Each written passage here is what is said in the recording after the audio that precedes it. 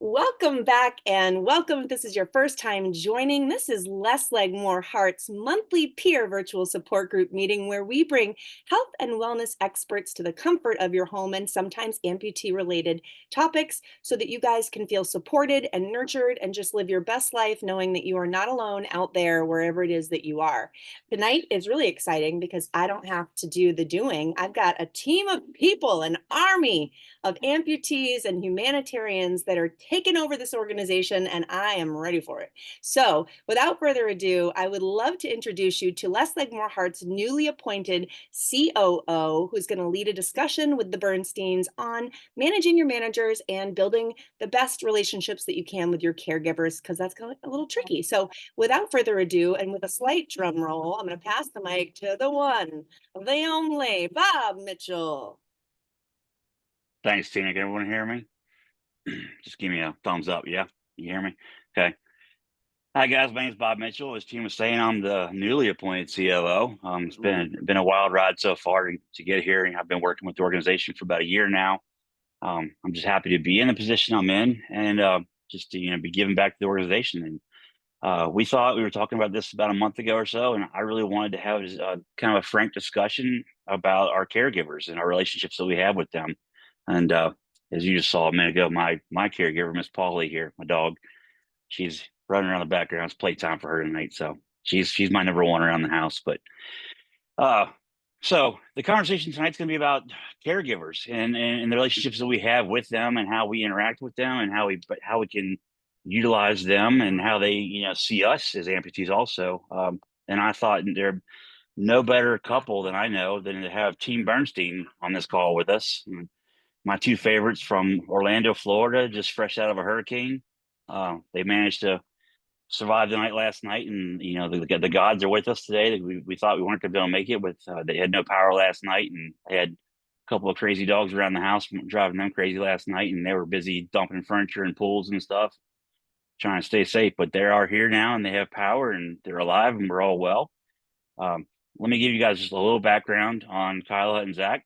Zach is our media guy, so anything that Les Leg puts out there on social medias and stuff, anything produced, whatnot, that's usually Zach behind the camera. Some of you may know him as the IT guy, helping Tina get us set up for the Orlando session we had a few months ago when she was live at Disney World. Zach was there doing IT for her. And his beautiful wife, Kyla, is the second half, the better half of that relationship, we all say. She's a consummate volunteer. She's been, at times my right hand through a lot of things that I do with the organization. She's always been there to help, and she blends in every kind of way possible. But together, they're a really great team. They're a model for what great relationships and caregiving looks like. So I wanted to have them on tonight and kind of just ask them some frank questions. They've agreed to be a little vulnerable for us, so let's respect that. Polly, hush. Polly's being mean. So we're just gonna kind of talk frankly about these relationships we all have. So I want to just kind of start off by starting at the start. Kyle, Zach, can you just loop us all in? Kind of start at Zach. You had your amputation a couple years ago, and you guys were already married at that point, right? And so, kind of, what did that look like for you guys, and just how did you get to that point, please? Yeah, so I became an amputee in November of 2022. And so before that, it was from a crush injury that February of that year. And so I ended up getting CRPS, complex regional pain syndrome.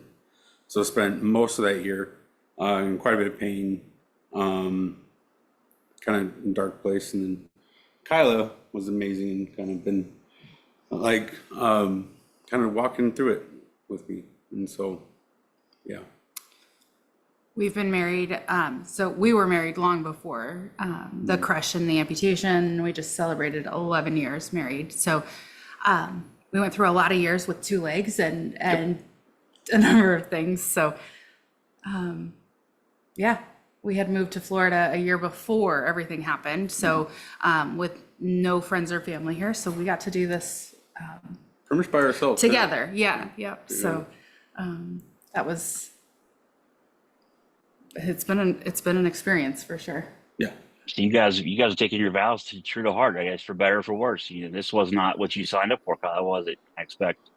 I mean, The morning of the crush injury, Zach had run a 10K, and we were training to do a race. And then was cleaning out the garage. This is why we don't clean, or do tasks around the house, because things happen, right? So I'm accident prone. So, yeah. I was literally folding laundry, and our life changed in a second. So, no, would not have believed you, if someone said 10, 11 years ago that this would be our life, but there's nobody else. There's nowhere else I would be, nobody else I would do this with. So, I hear it a lot from other amputees, and it's happened in my life. And Tina, I had the same experience from time. Was it ever an option? Well, I mean, once the amputation happened and we went on this journey, was walking away ever I mean, in all honesty, would you ever consider this was too much for you? no, never. I mean, and I did give you like an out too, right when it happened. So, oh yeah. I mean, we had lots of conversations where Zach, was, of course, always looking out for me, but no, I mean, if anything, it was like, well, this is what we have. And so buckle up. I mean, when we said those vows,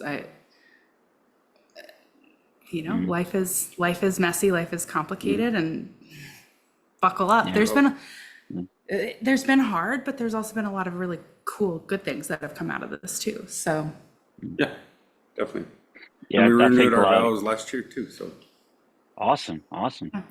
Yeah, I think a lot of us, it takes something like this to happen in our life to really understand what those vows mean and what friendships and relationships mean. Because I know it's my personal fear that people are going to leave me. That I'll be left to deal on my own with this. And I I hear a lot of other amputees kind of expressing the same thing, that I don't want to be too much of a burden on my ex, caregiver, wife, spouse, brother, sister, whoever. Exactly, yeah. Because I don't want to push them away. But and I know in my own experiences, and I've seen it help others also.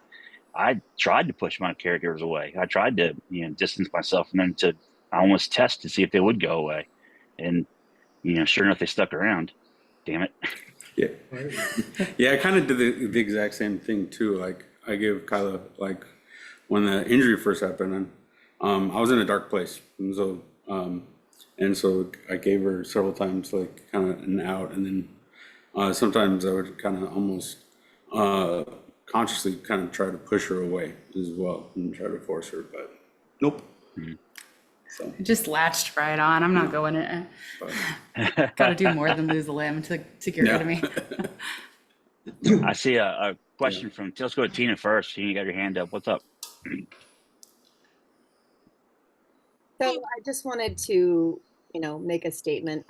Some of you guys know my story. Today, this is an interesting day, and I didn't realize it until earlier when I saw the date 10/10. But today, 9 years ago, I got married, and my husband wrote his vows, and in those vows, he wrote, "I will hold your hand through the speed bumps of life."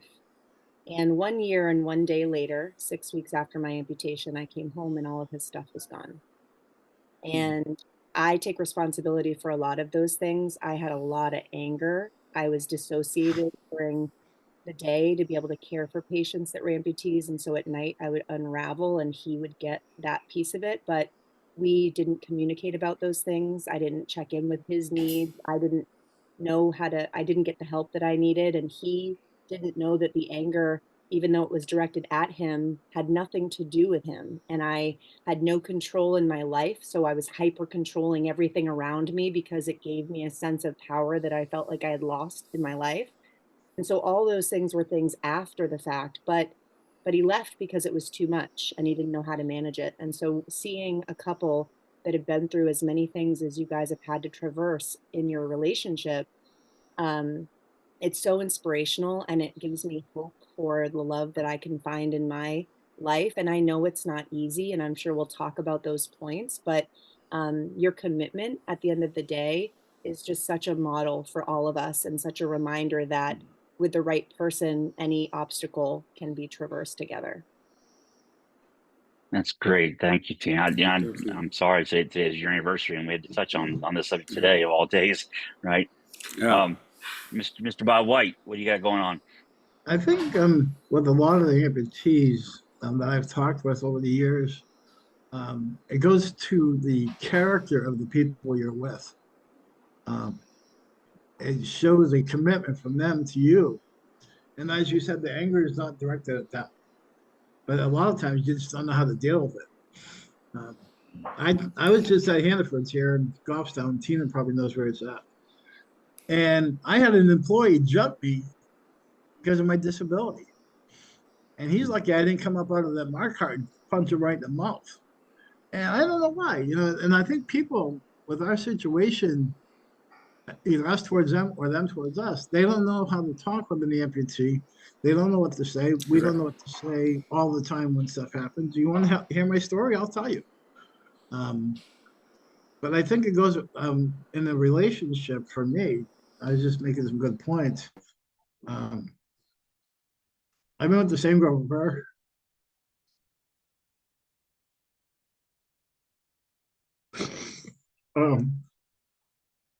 36 years. And I put her through hell. I've been in the hospital. I died at the hospital on her a couple of times. I lost both legs. One of them was a doctor's mess up. And she's still admitting no fault, but we have proved it was her fault that she screwed up and I lost my leg because of it. But there's a lot of hidden anger, and I think a lot of people don't know how to get that anger out or who to talk to when that anger does show up. And that's a big thing. And as far as people with Zach and his wife, they've been around for a while. We were 20 plus years into our marriage when I lost both my legs. And it shows a lot of character of a person, I think, that you're dealing with or you're around. And, I can't ask for a better wife. A couple of you know her, Craig knows her, Christina knows her. And if it wasn't for her, I would have walked away in a bad way. Right. In addition to, this injuries, I've also got some military issues because of seeing stuff in combat. And at times it comes out. And but I think it shows a lot of the character of who you're dealing with and how to deal with it. Yeah, you're absolutely right, Bob. Thanks for sharing that. I appreciate it. And that kind of leads me to my next question for Team Bernstein. And it's I'll give it to you in a two-part question. We've done a great job of highlighting how cute and wonderful you guys are so far. Let's get in the weeds a little bit and see. Let's talk serious. No worries.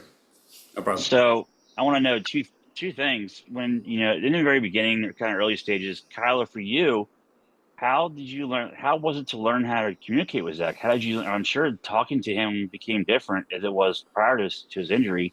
And then on the other side, Zach, how did you learn to communicate your frustrations in life to Kyler?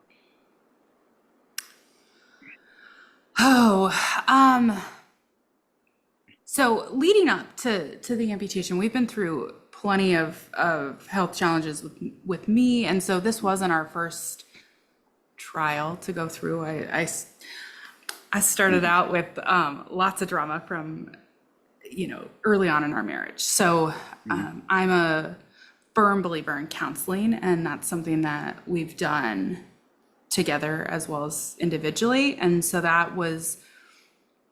think that was a big part of it.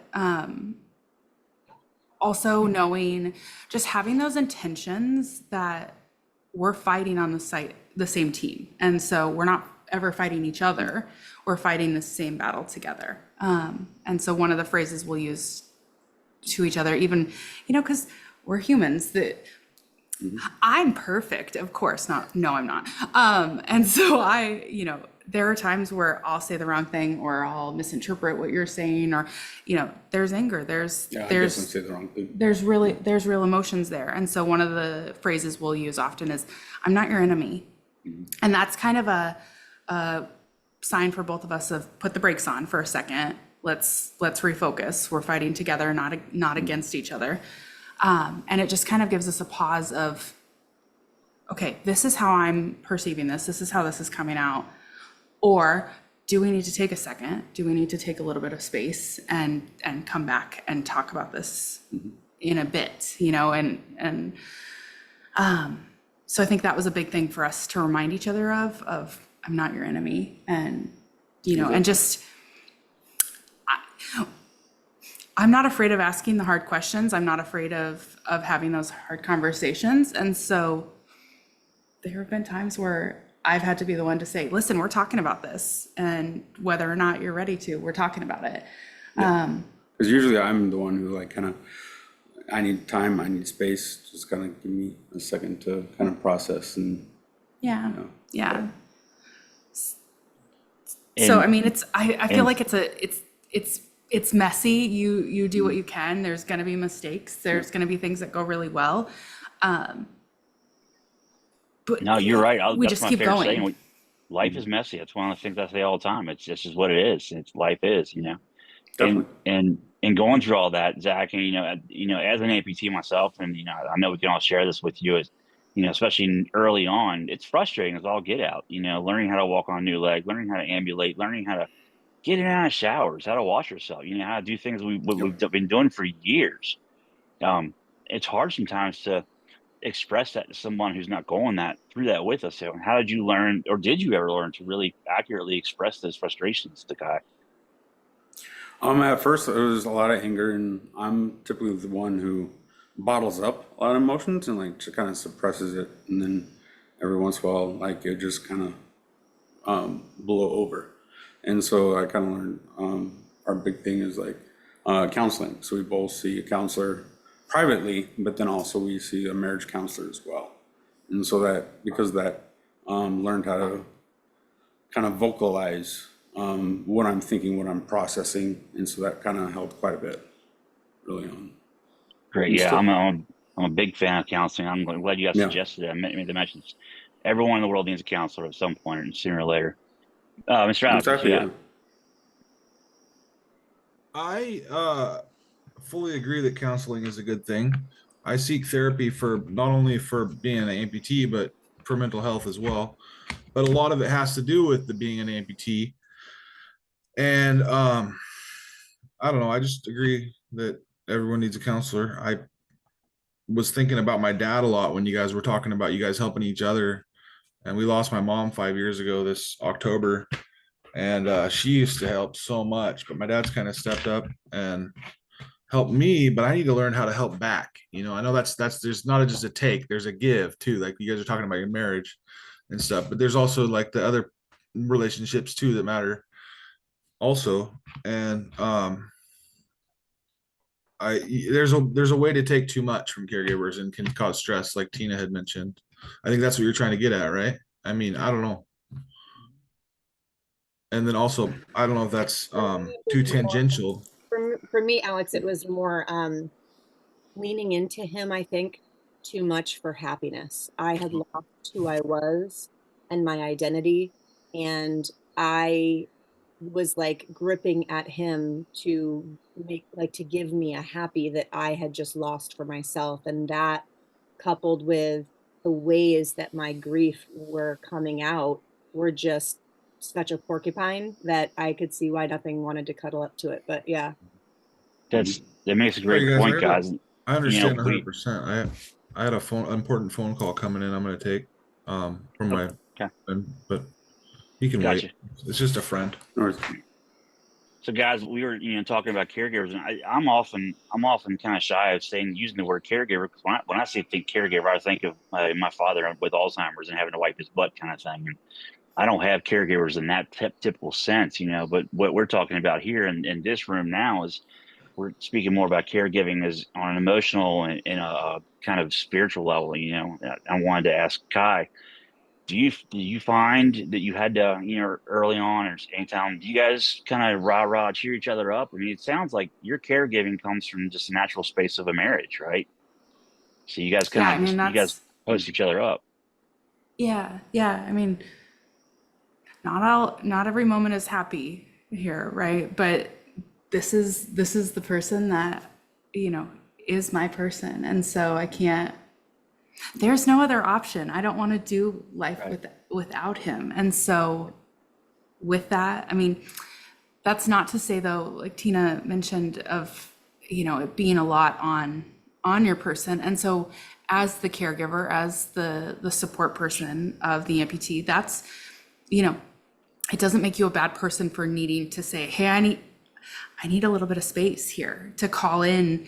In the early days of the amputation, I had to say, I had to really advocate to get some home health in, because it was just feeling really overwhelming for me. I was like, I don't want to mess this up. I don't want to have an infection that, catastrophizing everything. But also to know that finding your people, right, and finding your tribe of who's going to be there alongside, so that you as the caretaker can take time for yourself too, because it is, yeah, I mean, you're a person too. You have your feelings and your emotions just as much. And so even if that's me not leaving the house, but me just taking a night to just be somewhere else and just get to, do whatever I want to do, that's important too. So it's not just, you have to be on and you have to devote your life to being there 100% of the time. I'm here, but just like for Zach too, I mean, he gets sick of me at times when I'm like, I can be like, really, what do you need? What do you need? Are you okay? What do you need? What do you need? And just and so it's important for him to have that time too of, we're here for the long run, but that's not a bad thing to take care of yourself individually as well. That's a good point also to make, that, just because of this amputation, these relationships we have, it's not all about an amputation anymore. I'm still a jerk. I can be a jerk. I was a jerk before my amputation. We can argue about money. We can argue about the weather. Those arguments still exist. It just, now we're throwing amputation into the mix a little bit also. Guy, I've heard you say more than one time on tape and video and also in person, one of the most important things for you was to find your tribe. And while we at Less Leg kind of hold you as an honorary amputee, because you're part of our tribe, you're part of our family. Can you expand upon that a little more? Do you mean find your tribe as in your girlfriends? And then on the other side of that also, we are Zach's tribe for sure, because we're his people, just as we are yours as well. But do you feel like there's a segmented relationship there? Like, would you like that he has amputee friends and only amputee friends? And do you like that he gets time with them alone, or do you? Because I know you're very involved with what we do with the organization, but is it healthy for you guys to be together all the time? Yeah, I mean, we both work from home, so we do spend a lot of time together. But one of the things that Zach is awesome about is when we're facing, when there's anything new, he researches the living daylights out of it. And so, I mean, I had nothing to do with finding the support group and with finding Less Leg. That was completely on him. And actually we had LLMH in our calendar for months. And I was like, I don't even know what that is. Like, what is that? And so it wasn't until several months in, like I knew that he was going, but so yes, having amputee friends, people to talk with is so important, because there's so many people that don't understand what it's like. And when he says, I'm having a bad leg day, it's understood very differently. Right. Even for me, I can understand in theory what that means, but I have both of my legs. And so I'll never know what phantom pain feels like, or I'll never know what CRPS feels like. I mean, I'm along on this thing, but I'm not able to truly feel that. And so that's why I'm so grateful that has, those people as well. And I've been so lucky to get to be a part of this, but also, I mean, Zach does so much with Less Leg that is just his, I get to chime in and I get to be there for the things that I can do, but it's a good mix, I feel like. I think so too. Of partially yours, and then, I get to be there too at times. Yeah, definitely. Well, I can speaking for the organization. We're so happy you guys found us, because you guys have been nothing but rock stars for the organization so far, and we love having you. I'm giving you a virtual hug every time I can. it's you guys. We can say obviously this is a success story at this point. Zach is a great friend and his wife Kai. But can I ask you the question in this? Zach, just kind of let's say hypothetically, if you did not have Kai, and we do have a lot of members in our organization that are alone, they're recently single, or they're kind of navigating the world by themselves. Along the thread of finding your tribe, aside from finding less leg, more heart, what would you say? I mean, how would you go about finding another Kai in your life? Yeah, I think like without Kai, like she's been such an amazing support to me. Like even besides amputations here, PS, like I don't think I would make it out. Just of like mental health and things, like she's been such an amazing support. So I think if you don't have that support system, try to find it, like either through friends or through like a support group like Leslie, and like find like your tribe. And so I think that's a huge thing. And then try to process with like counseling. But like I think if I didn't have Kai, like I wouldn't. One of the things that make it. One of the things that we've really worked hard on too, even before the amputation, but after the crush, was to still live life. It's so easy to get depressed and just want to stay home. And so that's been one of the things where he would force me out. Like when I would have like bad CRPS days, like Orlando, we go to theme parks quite a bit. And so one of the things I used to do is we would go to Epcot, like one of the theme parks here. And so she would pretty much force me out of bed and like, all right, let's go. And then friends would join us. And so we would go try to do some like soft rides or something like that, but there's usually like a festival. And so just kind of keep me out of the house. And that was definitely a huge help, but like you forced me literally. Oh yeah. And I mean, it doesn't, Disney World is really nice and it's all, it makes you feel better. But obviously, I think just getting outside of the house, changing your scenery, even if that's you're sitting outside on your front porch, or, getting in the car if that's not too painful, or, just changing your environment, getting in that sunshine is so important. And it doesn't fix the whole thing, but it's a nice change of scenery, Right. Or even just try to go back to like something that you used to like, you used to love, or like you still love. Like for me, like one of the things I process is music. And so whenever like I need reflective time, I'll just play music. Like I play guitar or piano or something like that. And like one thing I've started doing like as a journaling to help process is songwriting. So that's been a huge thing for me. And guys, let me explain to the room a little bit about Zach. Zach does not hold his identity in being an amputee. Zach he's a crafts, he's a tradesman. He's very talented at what he does, both before and after the accident. It's his creative outlet. But there are some cases, in my case particularly, my identity was in being an athlete. So I'm no longer an athlete, and now I'm an amputee. And that became it becomes like a source of contention between my wife and I. And when she would push me and try to advocate for me and get me out of the house, we butt heads a lot. So, and I imagine, the more of that story we hear from you guys, we'll find out there was butting heads there sometimes. What did that look like? You had to learn when to say no, Kai, I can't do it, and you had to learn yes, Zach, you can do it. Like, where did you guys find that middle ground where you understood what would give and take? So we're both very, very stubborn. Like your point, like it's like if we're playing chicken, like we would not give up. Like, and so because of that, a lot of times we would butt heads. And so, but usually, like I was saying, of like I'm not your enemy. That would kind of wake us up, and it's like, oh, okay, let's, and then kind of take a moment and say, all right, this is what's actually going on. Let's try to fix that, or try to something small that we can kind of that we can control when you don't have control. So,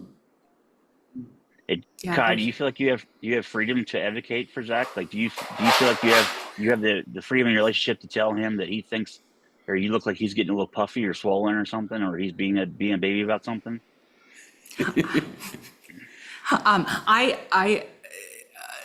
I'm the talker in this relationship. Yeah, you And are. so with that, and I'm the doer. And so if something's not comfortable, I'm doing something about it. And so I think I've gotten myself in trouble with that a couple times where I've advocated too hard, where he's like, just let it be for a second. But yeah, I just that is something that I can do, is I can ask the questions and I can do the research and find the doctors, and I can And you have a lot text. of experience with that too, like with Yeah. your sister and Yeah, different other family members. And Yeah. We're messy. But I'm the one that'll text Tina and say, hey, I don't know about this. And we're in the emergency room. And what questions do I ask here? And what do we do about this? And sending, Right. thank you, Tina. But I'm the one that'll speak up. Even things like going through a TSA. Like not even just healthcare wise, but being able, it's such a privilege for me to be able to be that voice when he can't, because there's a lot of trauma there. And so, just saying hey, we've got a lot of trauma here. If you can just explain what you're about to do before you touch his leg, or before you start swiping things and taking things, if you can just explain that. That helps a lot. And so that's one of that's a privilege for me. I feel like that I have the ability to have those words, and that he trusts me at the same time to allow me to be that voice too. yeah, and you've actually grown like a huge passion for it too, just of advocacy in general. And so I think that has definitely spawned out of, Yeah. you're amazing, Andy. That's great, guy. That's great. I'm gonna take just a quick pause for a second. We got some questions building up. I'm sorry, I haven't been paying much attention. My bad. I'm gonna go with Tina first. Tina's got something she wants to ask. Well, I just want to go back and circle to your comment when you said I was a jerk before the amputation and a jerk after. And we know you're joking, but it really did highlight an important part that I've seen in a lot of people and myself, is stuff we go through, we don't even know it, but it triggers something from our past that's been resolved. Childhood.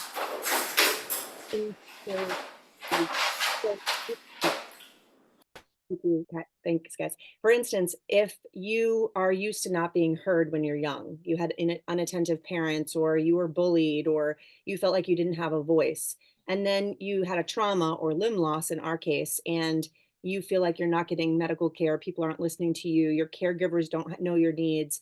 It highlights the long-standing wound of that problem in your life, and it comes out in a magnified way because you have unhealed stuff from before. And so it's just a pause for you guys to know too, that even though we have these characteristics that come out after trauma or limb loss or whatever our circumstances, that's this worst scenario, there are oftentimes themes that's building on through your life that need to be worked on. It's your body's way of telling you there's time to reflect here and think about, like, why does it make me so frustrated or angry when, oh, it reminds me when dad used to do this, or it reminds me when I used to get shoved into lockers, or it reminds me when I was alone all the time when I was a kid and my parents were always working. So there is this like childhood inner self that's in each of us, that in all of my work that I've done, because I'm also a huge advocate for mental health therapy, I've had to go back and like heal those pieces of little Tina so that like big Tina can move forward. And there's a lot of subconscious trauma healing stuff and resources that are out there, because our conscious brain is on top, and we can mitigate, we can like work through some of the symptoms through guided meditation and yoga and therapy, talk therapy. And those things don't treat and excavate the problem, but it helps us manage the symptoms of the problem. But if you guys look into subconscious trauma healing or subconscious work, there are all these different things that you can do to tap into getting the conscious brain out of the way and actually being able to excavate those underlying themes and those underlying triggers so that you can just get rid of them. So I just wanted to mention that to you. And if you guys ever need resources for that, we can talk offline at a different time. And that was just my thought. Thanks, Bob. Thanks, Tina. She should have been a psychologist, shouldn't she? I think Miss Jill has a question. What do you got, Joe?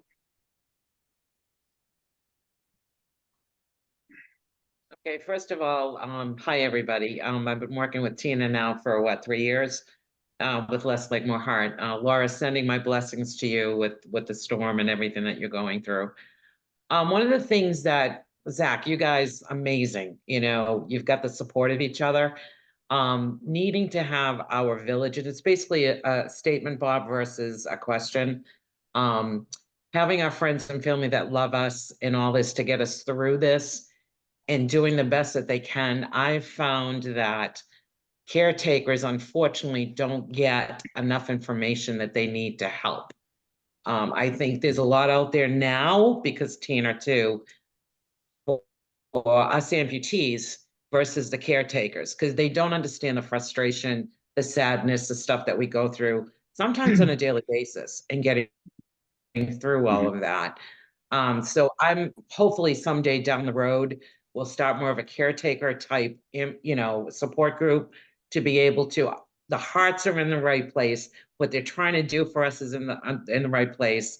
But sometimes trying to explain our frustrations, our sadness, our grief, it's very difficult for the people that love us with all their heart to be able to comprehend it and understand it fully. Again, opinion based on my end. I have an amazing village. My friends, my family have been there gratefully for me. But if I didn't have Les Lake to be able to express the limb loss part of our lives, I think I would be like more depressed. I do get depressed every now and then, but I think I would hit a lower point in my life if I didn't have other people feeling the same feelings that I have. That's a great point, Jill, and I'm going to address that here. I had a plan to address that here in just a little bit, but I just want to breeze through some questions real quick because I don't miss anybody, and we're getting low on time anyway. So let me run to Alex real quick for a question. What do you got? You're on mute, buddy. Alex, you're on mute, buddy. My bad. I forgot I had to manually press that. So I'm gonna lower my hand because it got lowered. There you go. I had the line of thought just a second ago when I was on mute. Give me a second. Tell you what, let me go to Bob while you think about it. You get the thought back, raise your hand. So we talk about having our tribe and people understanding what we go through. One of the pet peeves that I hate is we know what you're going through. No, you don't know what I've been through. Tina knows a little bit more than probably most, and Mr. Foster does. But I think we're losing the ability with technology. The art of communication is gone. I had a doctor one day. She got mad and threw a temper tantrum. A board-certified DO. I was at the Elliott, and she asked me a question, and I went to answer it. And then she wanted to ask me another one. After about three of them, she goes, answer it. I said, I'm trying to answer them. And she threw her hands up, took a tissy fit, and said, I'm out, I'll go, I gotta go, everybody out. And she kicked everybody out of the Grand Rounds meeting. I said, you're a surgeon, get out of my team. So I fired her, but I think a lot of people don't know. Bedford Vein and Vascular have been awesome to me with my legs. I've had no revisions, no problems. I've had them going on 9 years now. And like you said, different people understand in different ways. But it's not only the older people that see things differently. I have a 4-year-old granddaughter. She's never seen me with legs standing up, which I am doing some stuff in rehab, walking around more. She's never seen me. And she's like, oh, Grandpa walks? And I think it's how to address people. Excuse me. But it's also the lack of communications there, because a lot of people will talk to us, but they don't listen to you. And it's a fine-edged sword between saying something and listening. To get that information or proper information, you need to make an adequate decision or choice.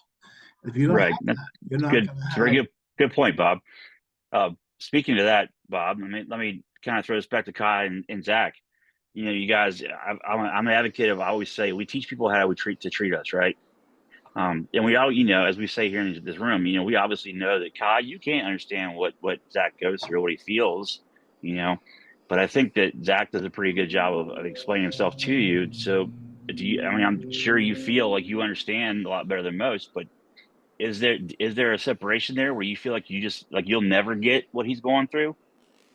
To an extent, yeah. I mean, I only know, and that's another thing that I'll say to him is I can't read your mind, and so I only know what you tell me, and I may be able to sense that something's wrong, but until you vocalize it, I don't know. So, along with Jill's point about having that support for caretakers, one of the things that I first did was joined a Facebook group for caretakers of amputees, and so, and you take what you get from that, but I strongly suggest that for not only the amputee but also the caretaker, of finding, whether it's through the Amputee Coalition, whether it's through Facebook. We live in this world of constant ability to communicate all over the place, but to just see, like, this is what my person is doing, and then to have the people that are living that life or further down the path of saying, this is maybe what's going on, or so that's really important on both sides, I think, as well. Yeah, and it took a while too one for me of trying to vocalize, but like usually you pick up on things way faster than I do, and so a lot of times she would kind of push me like, all right, what's actually going on? Let's talk about this. And that's definitely helped quite a bit through the years of being able to like just vocalize of what I'm processing. I think it's a whole new language too, Yeah, at times, definitely. of how do you speak that language? He knows what he feels, but putting that into words of, this is what I'm feeling, and so in a way that I can kind of understand, or I don't know what I'm feeling, and we just Right. be there together in that too. Of, all right, well, Right.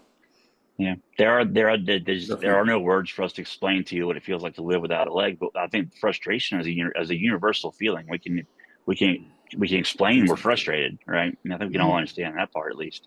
Tina had a question. What do you got? Yeah, it was more of a sort of thought-provoking piece. And also I have a quick question. By a show of hands, can everyone tell me how many of you have had a relationship struggle or fail with a loved one because of or after your amputation? By a show of hands. Wow. Wow. Yeah, that's an absolute. I think all of us. I think there are none of us who have the same relationships or groups that we had prior to our amputation, especially if you acquired it after being an adult. Piggyback on that, because just for those that are watching this back that may not see the entire group, almost everyone but one hand in this entire room went up. What are the root problems? What do we think as a collective were the underlying issues that caused that strain or that dissolution? For me, it was anger, it was pain, it was medication, it was fear, it was medical PTSD, it was depression, it was anxiety. Those were the things for me. Can anyone else share what you think was at the root of that dissolution or strain? I'd be willing to say across the board, if we're all being honest with ourselves, and tell me if I'm wrong, so comment as you will. If you guys could just make your comments in the chat room so we can keep the chat rolling at the same time. But I think it those kind of things happen because it was me. It was my doing. I unraveled those relationships because of my negative self image, because of my problems, because of my frustrations, because of my over drug use for painkillers, these things. It wasn't that people abandoned me; it was that I pushed them away. So I think I was the demise, if I'm being honest about it. And I think a lot of us would feel the same way. So we'll kind of scroll through the comments there and just kind of catch up with that. That's all. It's a great question, Tina. Thank you. So as we're getting close to the end here, I want to kind of wrap up on some fun thoughts for a minute. So it's back to Zach and Kai, just real quick. What are some of the fun things you guys do? Tell us when it works, when it's working, and it's clicking, things are going awesome for you guys. What makes it happen? Like, is it regular counseling? Is it, that you guys are doing something together as a team? Is it that, that there's no hurricanes on the forecast? What's going on? Yeah, we like I said, we work from home, and so we see each other all the time. And so sometimes I kind of annoy her a little bit because my ADHD likes to kind of walk around and has to get up and like go visit. But like all the time. yeah, usually, but we hang out and do things quite a bit. Like we'll go to theme parks, we'll go see a movie. Then also too, like we'll hang out with friends together. And so we usually do a lot of stuff as a team, just together. Yeah. I feel like Zach's successes with this are my successes. And so, of course, the big things like the first time that he walked on his prosthetic, and I have that video, and oh man, just that was such a cool day. And I feel like that was something that was really exciting. But then the day-to-day things as well of, it was just a really good day and getting to do that together. So I feel like we got off track of your question, Bob, but hopefully that kind of answers Well, no, it. you did. No, you did. Thank you. You guys are still on track, and I wanted to kind of highlight that it's not always about Zach and the invitation. Also, and Kai in her own right is boss lady. She's got a lot of things going on. So how do you guys celebrate? How do you Zach? How do you celebrate Kai?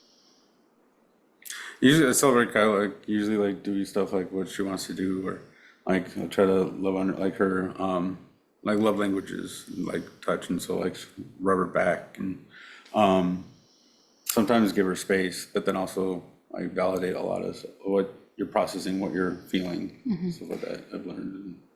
Just like I get to be his biggest advocate and biggest support. I was recently offered a promotion at work and wasn't sure if I wanted to do that. And I've made impulsive decisions to go back to college and get master's degrees. And this one always is, when I ask, are you okay if I do this? It's, well, does that make you happy? Then absolutely. I mean, he's so selfless to be supportive of me as well. So it's on both sides. And, that's really cool to have that in him as well. So okay, so here's the real question. Next, and I'll kind of end it with this one. What drives you crazy about each other? What's the one thing that you used to do to each other that drives each other nuts? I think it's probably the same answer, is that you're real stubborn, and so that gets in the way a lot. But I think that's how it works, because we're stubborn together. Yeah, it goes both ways. Yeah, you're pretty stubborn too, and like a lot of times you push me when I don't want to. So it's kind of like a stubborn bulldog, and so like try to just like force me, and it ends up well, and it's great, but we get through it. It's not always pretty, but yeah, the stubbornness. But I think that's another thing that's gotten him to where we are too, is that stubbornness, that just the keep going, not giving up on it. Well, as I said at the beginning of all this, you guys, from me looking into your marriage, you guys are the model couple, and it's a pleasure to be friends with you guys.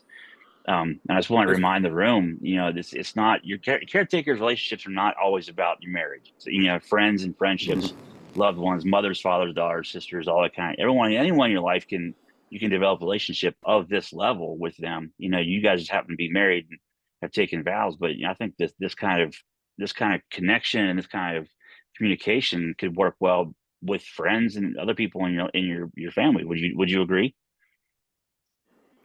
Yeah, definitely. I think I agree. There's a huge vulnerability, I think, for allowing people, we were married, and so it's like, well, yeah, that's what you do. But allowing people in to help care for you as well. And so. Yeah, we also had like friends, like they would come up and like, they'd be open, like wanting to ask questions, but they were kind of hesitant. And so I'm an open book, like ask away. And so through that, they become more attentive, I guess, of like what I'm feeling, what I'm processing, like kind of going through. And so they kind of help as well, which is good. Awesome. Well, guys, I want to say thank you very much for coming in and being open with us about this conversation. I see Tina has her hand up for a question, so I'm just going to give it back to Tina and let her wrap the whole session after her question. So thank you very much for talking to us. It's been a great session with you guys. Yes. I'm glad y'all are safe. Yeah, thank you. Thanks for having us. Thanks, buddy. And Bob, what a great session. This was Bob's idea, and I'm really excited for his brain on board and building out some of these sessions where we're not just professionals talking at you, bringing them in, but we actually have group discussions to kind of build everybody's strength. I wanted to read a couple of things in the chat. it sounds like, in case this resonates with anybody that's here or anybody that might be watching this back, or just so that you're not alone, one person was in the ICU and her boyfriend actually broke up with her from the ICU, like while she was there. And I can't imagine just how that would go, but I'm sure there are other people that will watch this back that have also had similar struggles and unthinkables like that happening. Myself, coming home and all my husband's things were gone, and nobody deserves that. But I know for me, and I don't know if this is other people watching back, but like that translates into, so it's like, okay, this is what happened to me, what a terrible thing. But I'm not the product of my circumstances. I'm a result of my decisions. And my decision from that is that I need to learn how to deal with that trauma so I can dictate who I'm going to be and who I'm going to attract in my future. Well, that person was abandoned and unlovable. So how do I heal the abandoned and unlovable? Because it's really significant trust issue. And the walls have built up so high that even the greatest of humans isn't going to be able to get through those double reinforced bricks. And so I think that it's this, especially post trauma, post abandonment, post relationship decline or struggle or divorce, finding out how to be trusting and be vulnerable when you know that there is the chance equally that you could be left again. And it's like learning to love and to trust and to be open despite that is something that I know many people here can share in terms of a theme. There was another comment that I wanted to highlight that said, there are people that don't know how to deal with this new way of life. Like people didn't know what to say or what to do. And I'll speak to that quickly. And I don't know if any of you have dealt with this. You can give me head nods, but so many people reached out to me post amputation, right? Like when I was in the hospital and the week or two, maybe the first month after my amputation, I was flooded with people. What can I do? What can I do? What do you need? And I didn't want to have to tell them what I needed, or so I would say nothing and I would go without and I would struggle because what I needed was someone to just show up to my door with a casserole and say, eat it or I'm leaving it here. Or show up with a vacuum cleaner and go, I'm cleaning your floors, move. So take my dump out to the trash for me, because I'm not going to ask for it. And I'm not going to be able to tell you that I need it, because then I'm kind of indirectly asking for it. So the call to action for people that are caregivers or loved ones or community members of somebody going through a major trauma or illness or disability is just do the thing. Ask for forgiveness later. Just show up and do the thing, say the thing, bring the thing, because that is the easiest way for the person than triaging the field of things coming their way for help. But the other piece too is I feel like after that month, it went from here to like here. Did anyone here by a show of hands get the surge effect that just tapers off and then all of a sudden it's like crickets? And you're like, this is actually harder now than it was then because I had medicine then.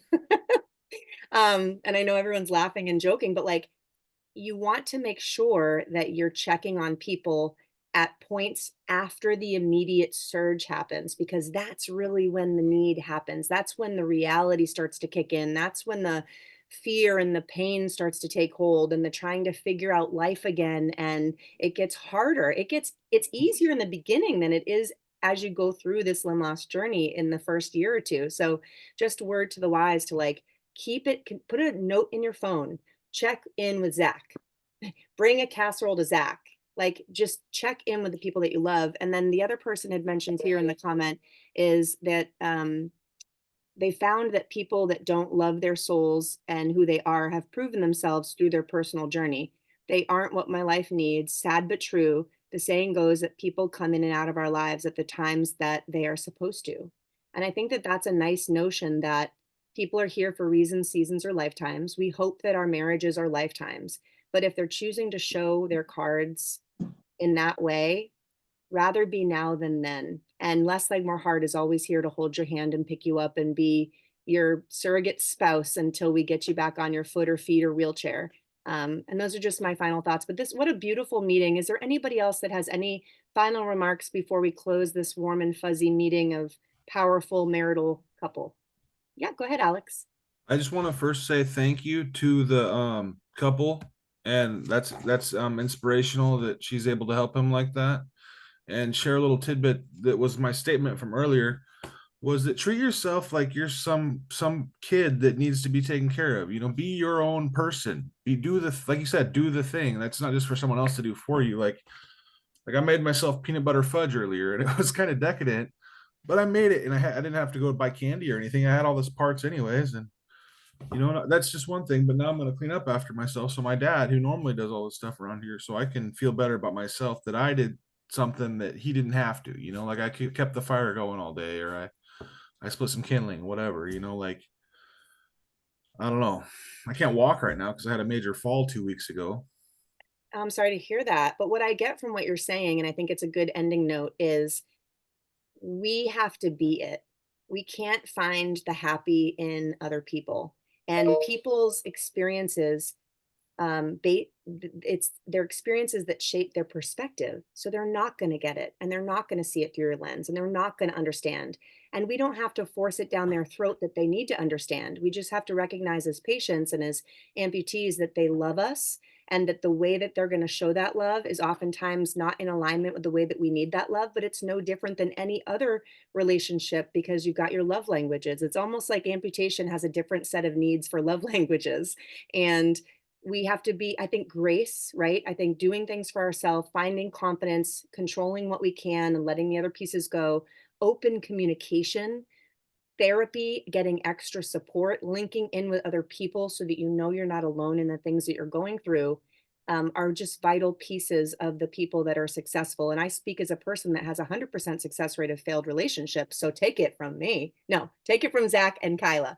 But thank you guys so much for being here. I really enjoyed this session. Better to And be batting 1,000 than to be on the bench. that's right. I hope to see you all back here the second Thursday of every month at 6 p.m. Eastern. If you're an amputee watching this and you want to get in on the sessions, you can register at lesslegmoreheart.com, the About section, Heart to Heart. We'll be building this out. And if you ever have ideas for themes or topics or products or goods or things that you want to see or learn more about, send us an email in the contact section of the website, and we will happily address those needs. Check out our YouTube. We're going to post this video after. Like and subscribe for upcoming alerts when we post videos. And just have yourself a beautiful day. Remember, leaving here with your best foot forward.